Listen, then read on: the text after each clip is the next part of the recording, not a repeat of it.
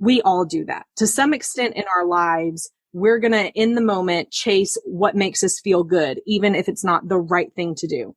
And the bigger question is not just, did I do the right thing or the wrong thing, but how did I feel about what I did?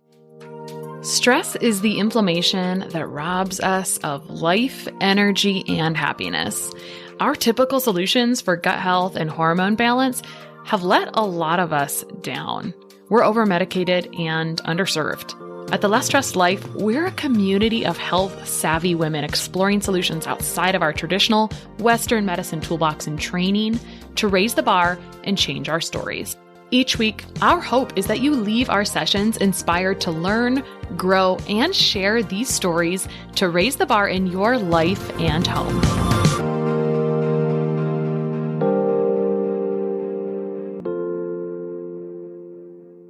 Okay, today on The Less Stressed Life, we have Kimberly Holmes. So Kimberly's going to talk to us about the law of attraction today, or the ways to attract your spouse. But did you know there's actually a process to falling in love, according to Kimberly? If you follow the 4 steps, then you will fall in love or more in love. If you violate the process, you fall out of love, whether you mean to or not. And the whole process begins with attraction, not just physical attraction, but the 4 key areas of attraction, which is what Kim is going to talk to us about today. And so I don't want to steal that thunder. Kim Beam Holmes has applied her master's degree in psychology for the last 10 years, acting as CEO of Marriage Helper, an international relationship education company, and CEO and creator of Pies University, being a wife and mother herself, and researching the ways that attraction affects people personally and the relationships that they hold dear. In addition to that expertise, she's passionate about entrepreneurship, leadership, and her videos, podcasts, and following reaches over 250,000 people per month who are making changes to become the best version that they can be. She's currently working on her PhD in psychology and lives in Franklin, Tennessee with her husband, Rob, and 2 beautiful children from India. Welcome, Kim. Thank you, Krista. I appreciate it. I'm excited to be with you today. Yeah, well, I'm excited to talk about something. It's fun when it's a topic that affects pretty much everyone, but doesn't get a lot of press, right? And so I'd love to hear how it happened that you got really interested in this area and you kind of like created a whole foundation and system around it that probably doesn't fall out of the sky. So tell us about how it started. Absolutely. So I also have to give credit where credit is due. I have not created this whole system, but actually in some ways have inherited it. So the company that I'm the CEO for now, Marriage Helper, the relationship education company, was actually founded by my father, who is a researcher. He's a PhD himself. He's actually a sexologist, which is super fun growing up with a father who is a sexologist. But he did a lot of his study in what is the relationship between marital and sexual satisfaction.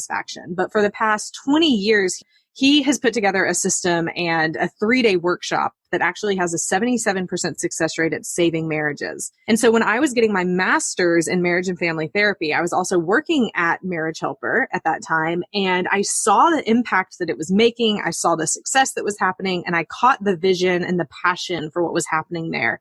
And I said, this is what I want to do with my life. And so I started doing all my research around that. Even the research that I'm doing now in my PhD is having to do for that as well. And just loved seeing the change that was happening in people's lives. So that's how I got into it. And then now for the past 5 years, I've been the CEO of the organization and had the amazing blessing and opportunity to grow it and impact more marriages, impact more families.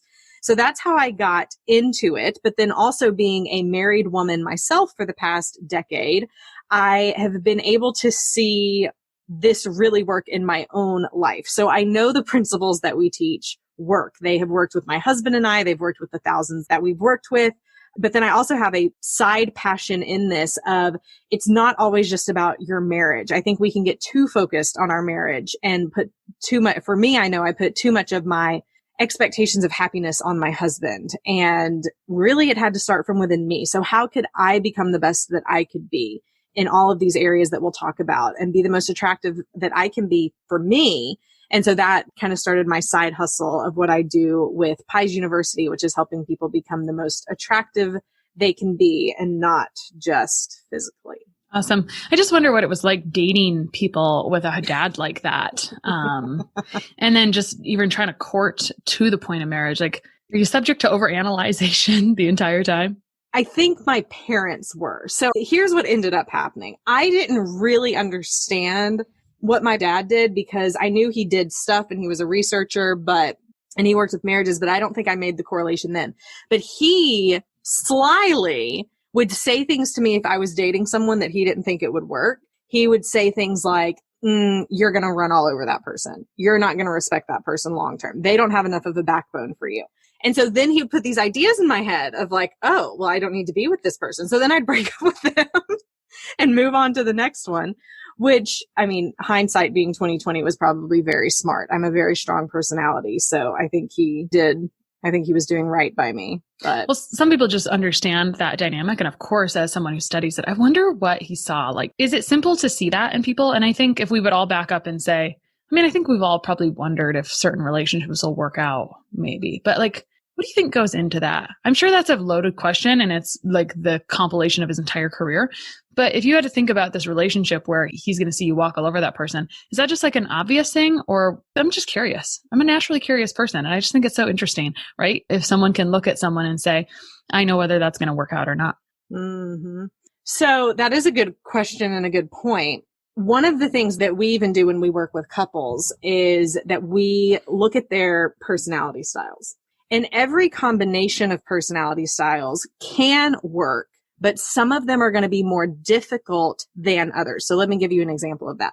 I know that Enneagram is one that's really popular right now. That's not the one that we use, but we use what's called the DISC model, but it's similar to the Enneagram in some ways. Because the main thing about personality and the temperaments that we have is some people are more likely to be fast-paced. Some people are more likely to be slow-paced. Some people are more likely to be warm and friendly, and some people are more likely to be cold and distant. Okay.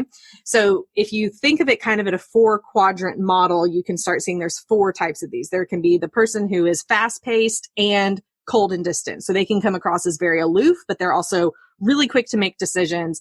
At Marriage Helper, these are people that we call commanders. So they like to get stuff done. They're not really thinking about the relationship or wanting to be, touchy-feely and making sure everyone's happy with it. They're just wanting stuff to get done. They're very task-focused and they get it done. But then there's the people who are the fast-paced people who are warm and friendly. So they are the ones who love spontaneity and relationship and having fun, and they think fast, and they're the life of the party type of people. Like on the Enneagram, I think those would be the 7s, right?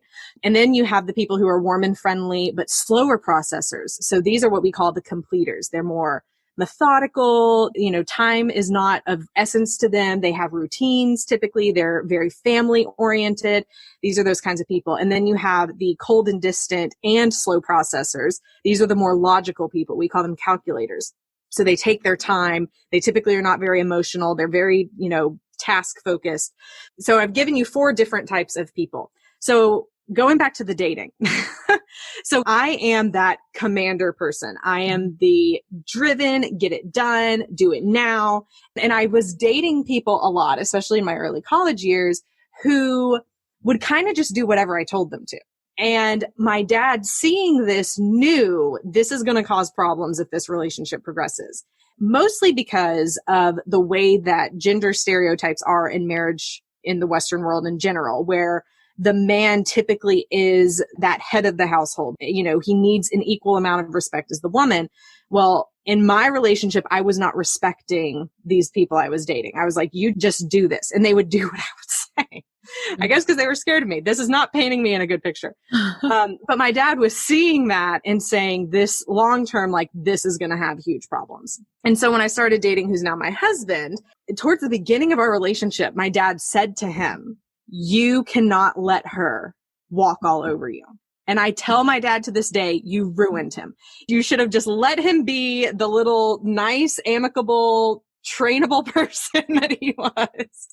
Because then he started standing up to me and saying, no, we're not doing it that way. Let's do it this way.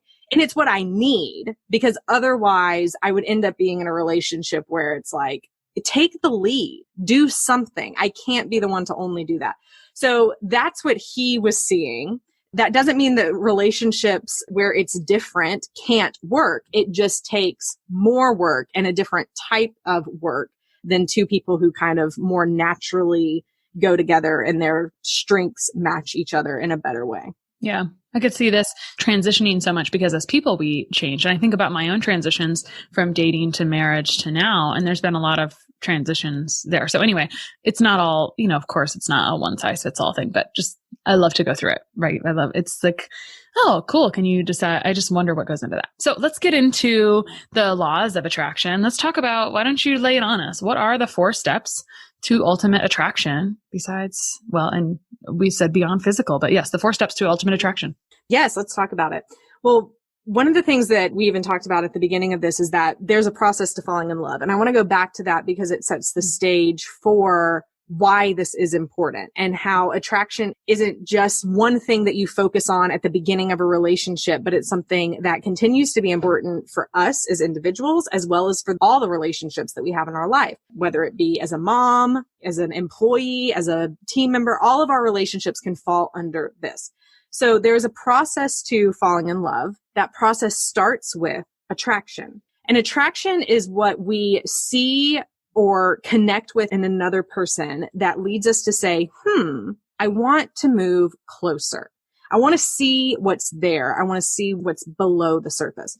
So the 4 areas of attraction that matter for us as individuals and for the relationships we're in. The first one is physical. So there is that component of physical attraction, but it's not as much about how we look as much as how we feel in our bodies. So you know this with the work that you do, the podcast that you have, that if someone doesn't feel good, if they are having trouble digesting, with their digestion, with sleeping, with stress in their life, then everything else, it's like a domino effect. You don't have the energy or the motivation to really be able to focus on anything else because you just don't feel good and you don't feel good about yourself. So in that physical area of attraction, it's all about how can I feel the best about myself that I can for my age and situation in life. So we're not chasing a number on a scale. We're not chasing a certain picture that we want to look like in the mirror. We're instead saying, if I close my eyes and think about how I feel in my body, do I feel good? Do I have energy? And there are components that go into that. But that's that first part. The next part is intellectual attraction.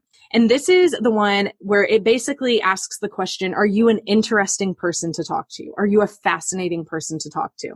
So do you have interests? Are you continuing to learn? Are you continuing to have hobbies? Are you doing things that give you depth as a person and also things that are giving you focus? Whether that be through your job, if that's something that you're loving and it's giving you focus and passion and energy, or through hobbies, or through even friendships that you may have in your life, going out with girlfriends, doing beach trips. Gosh, can we please all have a beach trip this year? But doing things that are taking your mind off that rigmarole of the day to day, that's getting you thinking, getting you excited, getting you energized. So that's intellectual attraction. The third one is emotional attraction. And this one is the most important part of attraction when it comes to any of the relationships that you have in your life, because it asks the question, do I evoke emotions within another person that they enjoy feeling? Do I evoke emotions in my daughter that she enjoys feeling? Do I evoke emotions in my husband that he enjoys feeling? Or my best friend or my coworker at work? These are the things, if you think about all the relationships you have in your life, the ones that you hold nearest and dearest are most likely the ones where you like the way you feel when you are around that person. And so I constantly have to ask myself, as a wife, as a mom, as a business owner, am I acting in a way where this person likes the way they feel when they're around me? I remember I had a friend who several years ago, she had teenage sons, and the relationship between my friend and her sons was so volatile. Every time they were talking or interacting, she was getting on to them about something else and telling them something they had done wrong. You didn't clean your room well enough. You didn't wake up on time. You didn't do this. And this was every interaction. And she had been doing this with them from the time they were, young children. And so by the time they were teenagers, they did not want to be around her because they didn't like the way that she made them feel. She began to notice this and started changing. And so instead of getting on to them all the time about you didn't do this right, you didn't do that right, she began to start noticing the good things that they were doing things to intentionally connect with them in a positive way. And slowly but surely it started to make a change in their relationship. Because no matter what relationship it is, if the person that you're talking to or that you are with doesn't like the way they feel when they're around you, they won't want to be around you. And then the fourth part of attraction is spiritual attraction. And this all has to do with beliefs and values. Religion or faith can be a part of this because that is a huge driver of the things that we believe and we value. But it's even more encompassing than that, to where it's saying, what are the things that matter to you? What are the things that drive you? What are the things that make you angry? These are the things that are your core values that give you the passion and the drive that you have in life. And so when it comes to attraction, the more in line you are in living your life with the beliefs and values that you have, then the better you're going to feel about yourself. So the opposite of that is, if I have a really strong belief and value and then I'm acting in complete opposition of it. So we see this a lot at Marriage Helper. There are people who are involved in an affair and it goes against their beliefs and values, but they have shifted their beliefs and values during that time in order to make it right. But what happens over time is you begin to not like who you are because you've strayed from the person that you know you truly are. So living in line with the beliefs and values that you have is that spiritual attraction aspect of it. But all four of these, the physical, intellectual, emotional, and spiritual, are what make up the four areas of attraction that we call the pies of attraction. There it is. I was wondering what that stood for. Physical, intellectual, emotional, and spiritual. Got it. Okay, cool. Excellent. All right. So weaving these two things together, we've got our physical, intellectual, emotional, and spiritual. Those are all four parts of attraction, which is the first step for falling in love. Mm-hmm. So what comes next in the process for falling in love after having attraction? Actually, before we go there, I'm so curious because you piqued my curiosity with this spiritual attraction. You talked about people getting away from their values. So what you basically said is people are inherently good, but they start to do things that they don't want to do. And so do you see relationships recover sometimes from this? Because we have realization that, to be true to yourself, you want to correlate with your beliefs and values. So anyway, I just wonder, because of course people are coming to you and you have this model is a 77% of success. So what happens in those situations? I'm just curious. Yeah. So yes, the answer is we see the marriages saved even when there has been someone who's living against or outside of their beliefs and values. We see that happen all the time. The key indicator here, though, is this. Will the person forgive the spouse who stepped outside the marriage or did the thing that went outside of the beliefs and values? That's the bigger thing. Because the person doing it, we all do that. To some extent in our lives, we're going to, in the moment, chase what makes us feel good, even if it's not the right thing to do. And the bigger question is not just, did I do the right thing or the wrong thing, but how did I feel about what I did? Do I realize that it was wrong, that I should not have betrayed my wife or my husband, or I shouldn't have acted that way towards my son or daughter, whatever it might be? The bigger question is, how do I feel about it? And if I am wanting to repair that relationship, then that tells more about the person than what they did. If they're willing to apologize and do what it takes to make it right, that's the bigger indication. And then the forgiveness part of that, because there are some people, gosh, Krista, there are some people who hold grudges about things that their spouse did to them 20 years ago. And then there are other people who are willing to forgive day of.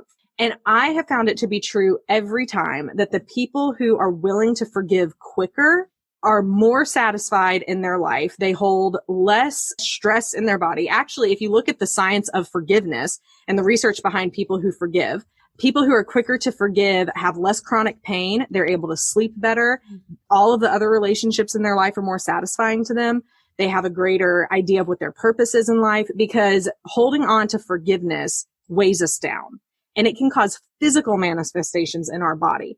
And so if we're able to forgive, move forward, and restore and reconcile the relationships, that is the best thing that's possible. We see it happen all the time. I'm glad you talked about that, because that's a great point, is that we all know, we can all think of examples, whatever, about forgiveness. I wonder where that fits in the model overall, but let's keep going in the process for falling in love. Maybe it'll pop up where maybe forgiveness is just, maybe it's just woven in. So that's right. So Attraction is what moves us closer. It piques our curiosity and says, is this something that I want to continue to explore? Which takes us into that next step or phase, which is acceptance. So even if we go back just a minute and think about these 4 stages of attraction, you'll see that each of them get closer to the core of who a person is. So how someone looks, how someone thinks, how someone treats others, and what someone believes. These are getting more personal as we go through them. And so when we're thinking about this in relationships, as I'm learning more about another person, there comes a point where I get to decide, do I accept this person as they are?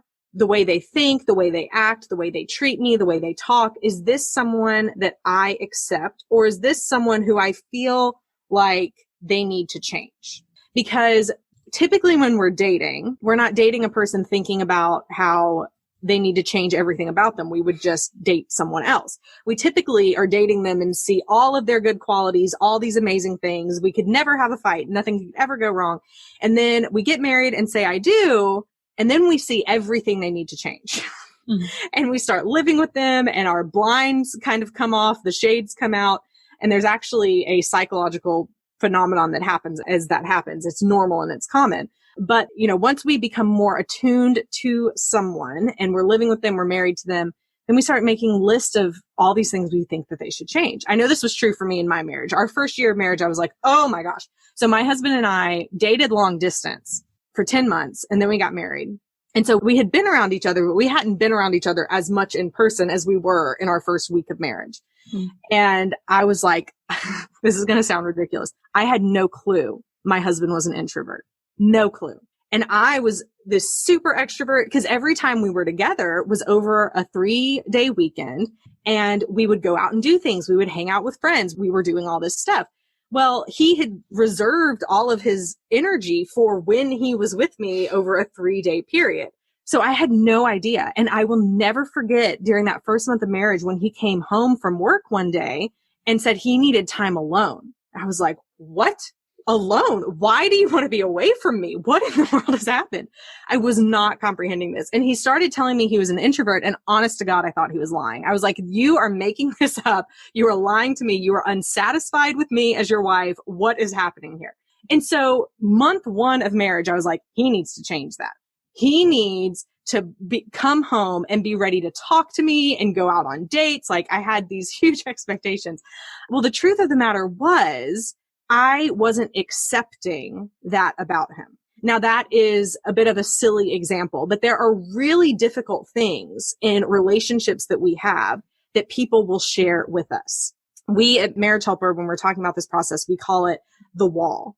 So from the time that we are young, we realize that people don't really accept us for who we are, but people want us to be or act a certain way in order for us to feel accepted. And we start learning this when we're young, from the time that someone says those shoes don't match your outfit. We are like, oh, well, I guess I need to change. I guess I need to do something different. Or, oh, we don't act that way. We don't say that. We don't do that. You shouldn't.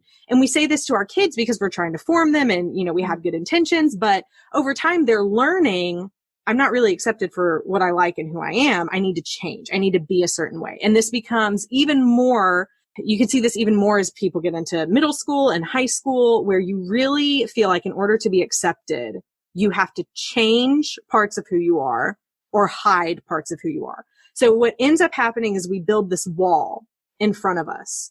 And the wall, on the other side, we're painting a picture of what we believe the world wants to see, what we believe others will accept about us. So that's what we're putting on the other side. Well, when we enter into relationships, then maybe I start sharing some of these things. I start sharing some of the pebbles from my wall, because I'm not going to share the big bricks with you that are really vulnerable and things that I feel that I wonder if you would accept about me. I'm not going to share that first. I'm going to share the tiny things. I'm going to share the fact maybe that I snore when I sleep. I don't, but that could be one. I'm going to share something. Maybe I do actually. I need to ask my husband, but I'm going to share the ones that are going to not hurt me as much if you were to react in a negative way. But see, the thing is, if I'm in a relationship and I've only shared a couple of things about myself and the person says that they love me, then I'm only going to believe that they love me as much as I've shared with them. So if I've only taken my wall down to, if the wall extends up above my head and I've only taken the bricks down to like where my nose is, and they say they love me, then I'm only going to believe it from above my head down to my nose. I'm only going to believe it a little bit because I'm thinking there's all of this down here that you don't know about me. And if you knew it, you may not love me and you may not accept me. But the more I share my bricks, the more I take them down, and the more that the other person accepts them, which we'll talk more about that in just a minute, the more the other person accepts them, the more I share, then finally, it's not until all of my bricks are gone that then when the other person says, I love you, then I believe it because I know that they truly know me. Now, in this process, if I'm sharing these bricks and I'm handing them, so my husband's name is Rob, if I'm handing him my bricks and I'm saying, cherish this, he has a couple of choices. He could either hold that brick and cherish it. He could share that brick with someone else, or he could take that brick and throw it back at me and attack me for what I just said to him. So if I shared with him about how I remember being 10 years old and crying with my mother before school because I was so scared about going to school. I was so scared something was going to happen to my parents. I was so scared something was going to happen to me. I had major anxiety at 10 years old. And I remember how terrifying that was for me. I couldn't sleep at night. If I were to share that with him and he were to take that brick and say, you're ridiculous. Who would think that at 10 years old? That's why you are the way you are today, because you didn't deal with your anxiety when you were 10 years old. That would essentially be him taking that brick and throwing it back at me.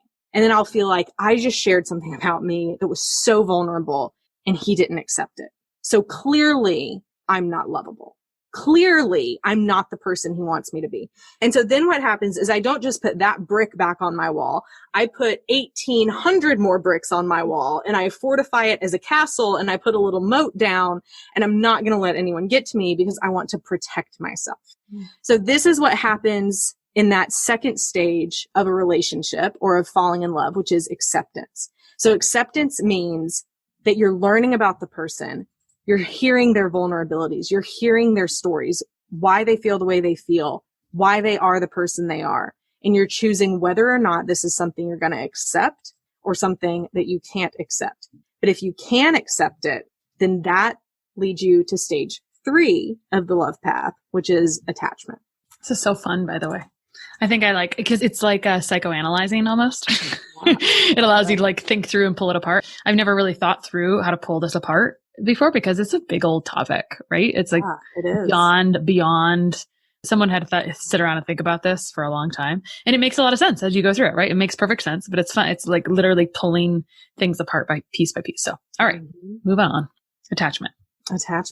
So the attachment part of a relationship is really where you start getting into the bread and butter. These are the things that you begin to do on a day-to-day basis to really further attach to each other.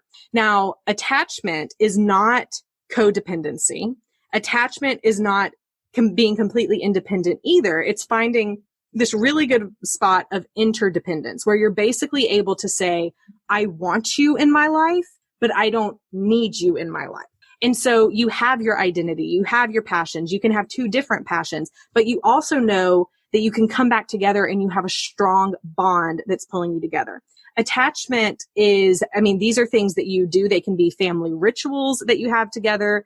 They can be even just the ritual of sitting down for a family dinner every evening, date nights that are happening every week, but it's really continuing. Let me put it this way. The most important part of the attachment phase of a relationship is basically saying, I know that you're going to be there for me. That's the bottom line, because you listen to me. You're physically present.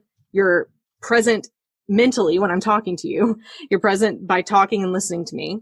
You're present to provide for my emotional needs. And you're present for me even in that spiritual aspect of we have similar beliefs and values and we back each other up. We have each other's back. You feel safe, you feel secure, and you feel connected. I enjoyed this one. And I also want you to describe or give some examples of what codependence versus independence are. Because if you've never looked at this before, there was a time in my relationship where I'm super independent, then accidentally became kind of codependent. and then became interdependent eventually. And I definitely saw those but I've had to first be aware of what that was because I didn't know why I was unhappy underneath. And it was because of unnatural that's not even me to be codependent. And I'll just give an example, right? It happened because I was very independent, didn't need anybody, and then married my husband, and he was the breadwinner. And so therefore I felt it created in a way codependency or whatever, right? It was I'm sure there's a bone of contention for a lot of people. So until I felt like I could fulfill my purpose and also be equal, that brought me back to interdependence. Now that may not be everyone's story, but it's part of how it unraveled for me. I just felt what you said there, as I could become independent again, I felt happier in my relationship. It was because I didn't need it, so I wanted it more, right? Does that make sense? It's it wasn't being trapped. It was right. Oh, I'm here because I just love being here and I feel like I can stand on my own too. It's just fulfillment. So much stuff boils down to fulfillment in life. So anyway, if you would give people some examples of codependent and independent or interdependence, I think that would be great. Mm-hmm. Absolutely. I'm thinking of a friend that I have who over the past, 10 years of her marriage, she has found her whole identity in her husband. So, to the point when her marriage a couple of years ago was going through a really rocky spot, she did not know what to do with herself. He had left, he had moved out for a period of time. She couldn't leave her house. She went into really deep depression and just didn't know what to do with herself because she had put all of herself and her identity into her marriage and into her relationship. I see that as being a form of codependency, where you can no longer see a life without your spouse in it. Now, I'm not saying we should be planning lives without our spouse in it, but when we are so entangled in that we literally can't function if something were to happen with our relationship, then that is where, like you said, that's where we're finding our fulfillment. But here's the problem with that. Your relationship, my relationship, any relationship is never going to be able to ultimately fulfill me. Mm-hmm. If I'm putting all of my eggs in that basket of this is where my happiness is going to come from, this is it. Well, no one is perfect every day. There is going to be days where your husband or your wife is a complete jerk. And so on that day, you're not going to be happy if you're basing your happiness on the state of your relationship. But I'll also answer it this way. So if we look at attachment theory, I think it can give us a really good indication as to what codependency and too much independence is. So attachment theory, is basically, we want to get to secure attachment. We want to get to that place where I feel confident and comfortable knowing that, well, I'll put it this way. It started with kids. So attachment theory started with children, and the children who felt like they did not have a present caregiver or an erratic caregiver who was only there sometimes and not there other times, they started having attachment issues, which are now known as preoccupied or avoidant. Mm-hmm. So, or you could also say anxious is another word for the preoccupied. So we have anxious and we have avoidant, and then we have secure. And then there's a fourth one, which is a combination of anxious and avoidant. But secure are the kids who they could see their mom leave when they dropped them off at daycare, and they knew their mom was going to come back. And so they went and they played with the other kids and they had a great time. And then their mom came back and it was great. That's secure attachment. Young kids, 18 months to, 2 or 3 years old, this is when they're learning this attachment part, because you've seen the mom drop off the 18-month-old and they cry and they scream. Well, the child realizes their parent is about to leave and they get scared. And when they get scared, they typically begin to act out because they're trying to elicit an emotion from their caregiver to get them to stay. We do this in our relationships as adults as well. It just doesn't work to our advantage. So what a child learns if they have a parent who never comes back, who never watches them, who never attends to their needs, is they're either going to become anxious to where they're now always wanting something. They're crying, they're begging, they're whining, they're doing things to try and get attention because they're saying, if you can see how much I'm hurting, then you'll respond to me. But the other side of this is that a child could become disengaged, where they stop having emotions. They stop caring because they've said, I've tried to get your attention. You don't give me attention. I'm done trying. Well, these are things that can be instilled in us from childhood, from a way that a parent reacted towards us, or from an early romantic relationship that we can carry into the marriages that we have now. It could also stem from what's currently happening in someone's marriage. So when my husband and I first got married, I would say I was pretty preoccupied because I had a really bad romantic relationship before my husband where I believed I was going to marry that person and they cheated on me. They left and it was like one day, I love you so much. Next day, gone. So what that told me was I can't trust anything. I have to have constant validation that this person loves me and is going to stay. So at the beginning of my marriage, that was me. And so when my husband was the introvert, right, and coming home, and then he wanted to be alone, well, what it was leading to in my mind was he wants to be away from me. He's going to leave me. I'm not good enough. I need to do something to let him know how much this is hurting me so he'll stop. So then I'll feel better about our relationship. That's not healthy because then I'm acting out of my anxiety. I'm trying to find my happiness and contentedness in him, and it wasn't working. The flip side of that could be that someone is just really turned off to emotion. They don't care if what they're doing is hurting their spouse, and they're more of that avoidant. They feel like you're going to hurt them anyway, so they're just going to shut off. And that's where you can be too independent, where you're too much of, I'm just going to do my own thing and you do yours and we'll see how it works. Mm-hmm. But what we need to find is that interdependence where it's, I do have my own thing and I like what I do and I can have my own life, but I want to be with you. I want to do life with you. I don't have to. I'm not going to die if you leave me. I don't want to have to do it alone. I want to do it with you. So let's do it together. But it's not this suffocating I find my worth and my value in you that can be so damaging to us, but also suffocating for our spouse. Mm-hmm. I think communicating this as well, which communication is always a challenge in general, right? Like a lot boils down to communication. But if you're able to communicate this in some way or another, it's very romantic, right? In theory, because if we've got some healthy stuff going on here in our relationship, being able to tell someone that, I'm able to function without you, but I would rather be with you. That is like literally what you signed up for, right? Isn't that the point of being together somewhat? So anyway, it's interesting. And I think sometimes we don't realize slipping in. At least I didn't realize slipping into codependency. And I think as a nation, sometimes we act kind of codependent, like, oh, this must happen in order for me to be happy. Well, we forget our personal responsibility, which is to create our own happiness, a little bit. So, completely. Right. So anyway, I think we all have to step back sometimes and in a non-judgmental way say, oh, shucks, am I in healthy habits or kind of unhealthy mental narrative and habits? So, All right, cool. So we've talked through the process of falling in love in terms of attraction, acceptance, attachment. What's next? So the fourth and final stage, I'll let you know, Krista, is one that most couples don't get to. But for the couples who do get there, it is the deepest stage of satisfaction that a couple can get to in their relationship. The name of this stage is aspiration, but here's what it means. So once you feel comfortable, so you're attracted, you feel accepted, it's a safe place, then you have the ability to vision and dream together. What happens in most relationships is we date and we have this vision of getting engaged. We get engaged and we have the vision and the dream of getting married. We get married and then we have the vision and the dream of having kids and getting the white picket fence and the beautiful house.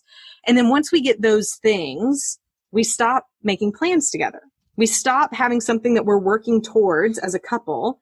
And so what typically ends up happening is one person will have their thing that they do, whether it's being a mom or running a business. The other person will have the thing that they do, whatever that is.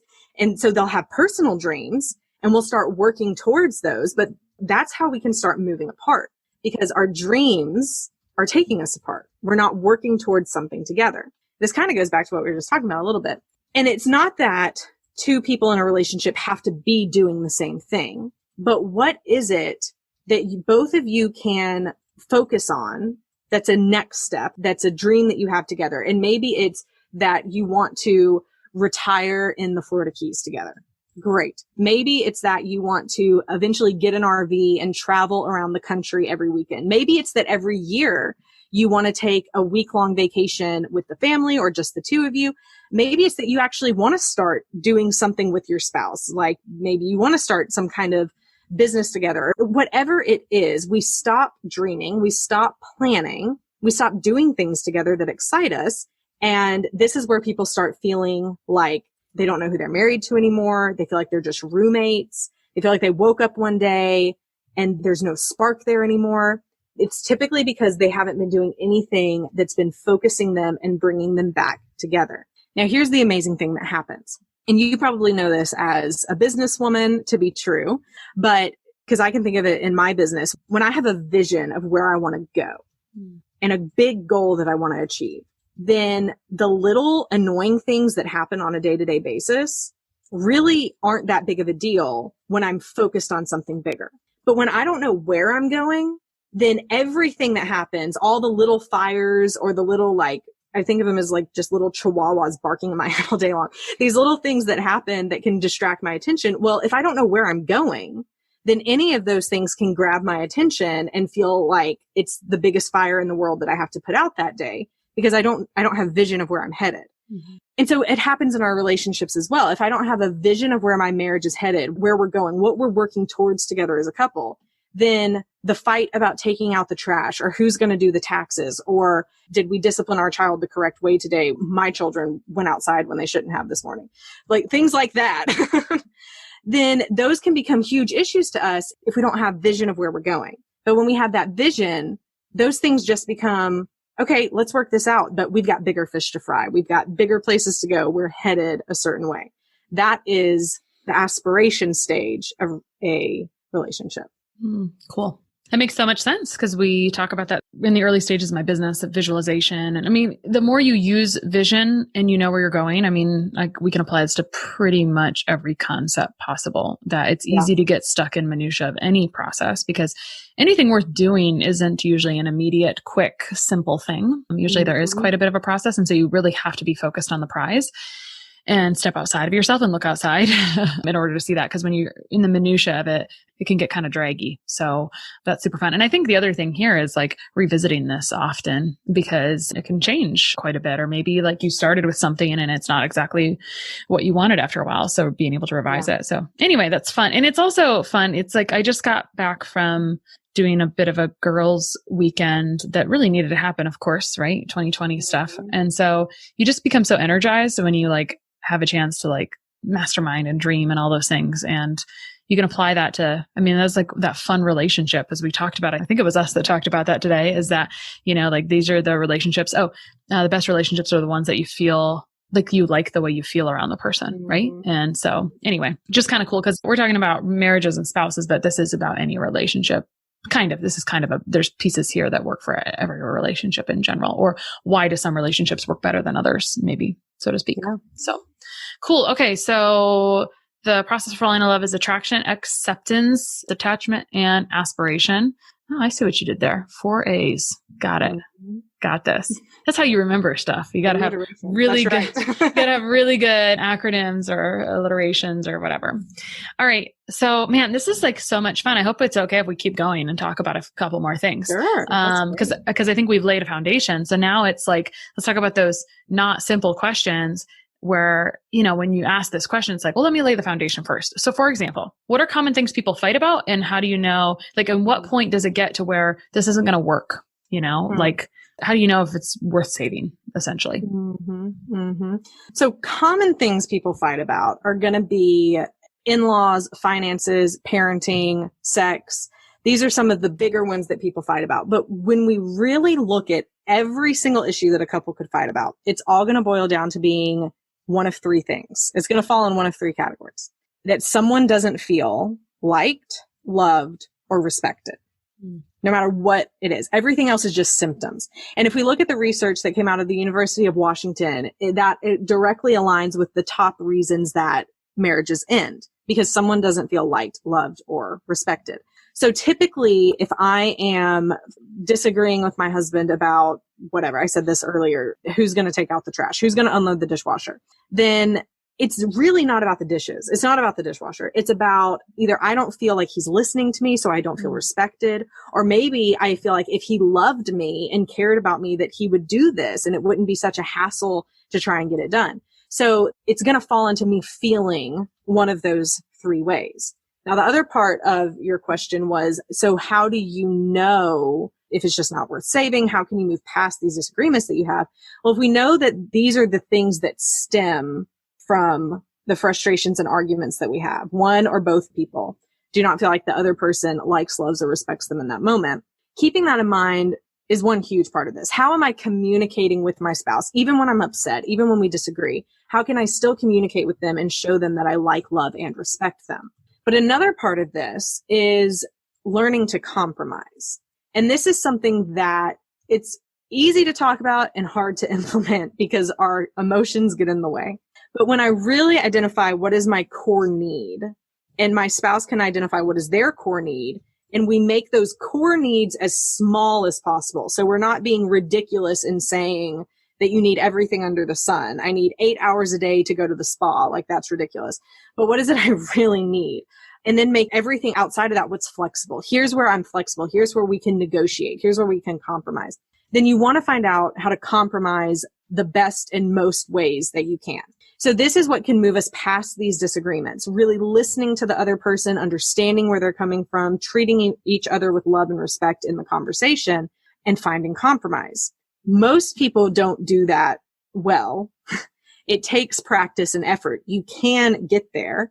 And when you implement those things, I believe any relationship can be saved or can work out, especially if one person is at least willing to be the first to start doing that, and eventually both people getting on board with that. But it really does just take one person at the beginning to be intentional in saying, I'm going to change how I'm responding when we fight, or when I'm asking you to do something. I'm going to take ownership and do it a better way. Sometimes you need a coach with this. Sometimes you really do need that neutral third party, especially the bigger the issue is.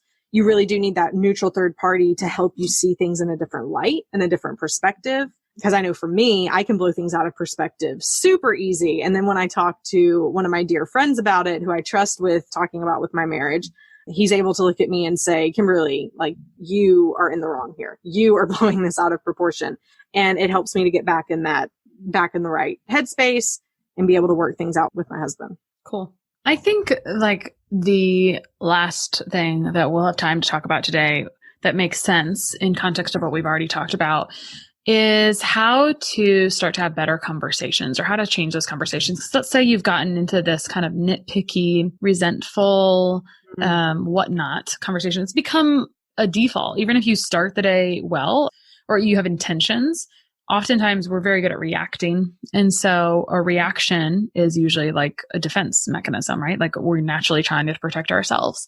So what are your suggestions for someone who says, oh my gosh, okay, this has helped me kind of pull apart things and see where maybe some issues are. How can I move forward and change? How can I change the conversations that we're having? Because the challenging thing is, it's not a one-way conversation. It is still a two-way conversation. And so you do need to go about it in a gentle way, I suppose. Gentle is a great word there. One of the best implementable things that someone can start doing right away, or at least start being aware of, whether or not we do it is the second part, but be aware of how you start a conversation, especially if you're approaching your spouse about something that you're unhappy with or something that hurt you. So a lot of times we kind of start having the fight in our head, saying, I know I need to talk to my husband about this. Again, going back to the silly example of the trash. I'm going to talk to him about the trash, but then this is what he's going to say. And then this is what I'm going to say. And we start getting angry before we ever even have the conversation. So then by the time we actually have the words come out of our mouth, we're starting in what's called a harsh startup. We are already 10 levels deep into the fight, and our spouse doesn't even know what's coming. So I would encourage people to take a step back and watch the first words that come out of your mouth. And if it's anything along the lines of how could you, or why are you like this, or what's wrong with you, then you need to change what you're about to say. And instead come at it from that standpoint. We've all heard it of, hey, when you did this, I felt this way. And not when you were a complete jerk, but saying when, the other day when I asked you if you would help take out the trash and then you said you would and you didn't, I'm just letting you know this is how I felt. And even watching your tone, watching how you say it makes a world of difference into how that conversation can happen. And that's the easiest first thing that a person can begin to do when it comes to that. The second thing I would say, if there's resentment and anger, is start replacing your thoughts. So when you think back to 5 years ago, 1 year ago, a month ago, when your spouse said this or did this, and it just makes you so angry, I would encourage you to start writing down. And I know it sounds cheesy. But the research backs it up. Write down the things you're thankful for. Write down the good thoughts. Write down the gratitude and focus on those things, because living in the resentment isn't going to fix anything right now. You have to get your relationship to a point where you can work through and talk about those things that hurt you in the past, but it's probably not there yet. So focus on you changing your perspective, you changing the thoughts you're having, and then you can work on rebuilding the communication in your marriage. Those are great tangible thoughts of personal responsibility and where we can start, because we can't change. I don't know where this comes from, but I think it's like a common knowledge. Like this is just like a law of whatever. Like you can't change other people. So you just have to do what you can do within your own. Mm-hmm. And a lot of times, like, again, if you're a mirror, if you're starting with gratitude, it's going to reflect more positively than if you start in a dark, as you called it, harsh start, I think is what you called it. Maybe harsh start. Mm-hmm. Yeah, I thought that was cool. Good deal. I've never heard that before. So much fun to talk through this. I hope we get to talk about other angles of relationships in the future. Kimberly, where can people find you online? So I also have a podcast, and it's talking all about attraction. So the pies that we talked about, physical, intellectual, emotional, spiritual, I talk about one of those or a combination of them every single week. So you can find that anywhere you listen to podcasts. It starts with attraction. But you can also find me at itstartswithattraction.com and get a free attraction assessment download, a little assessment you can take to see where you fall on the pies and which ones you can work towards and which ones you are currently rocking it in. But then for your marriage, if you're wanting help there, then you can go to marriagehelper.com, or you can go to youtube.com and look at Marriage Helper. We have a ton of free videos and free resources on that as well. Those are the best places to connect with me. Awesome. Very good. We'll have those in the show notes. Thanks so much for coming on today. Thanks, Krista. I enjoyed talking to you. Sharing and reviewing this podcast is the best way to help us succeed with our mission to help integrate the best of East and West and empower you to raise the bar on your health story. Just go to reviewthispodcast.com/less stressed life. That's reviewthispodcast.com/less stressed life. And you'll be taken directly to a page where you can insert your review and hit post.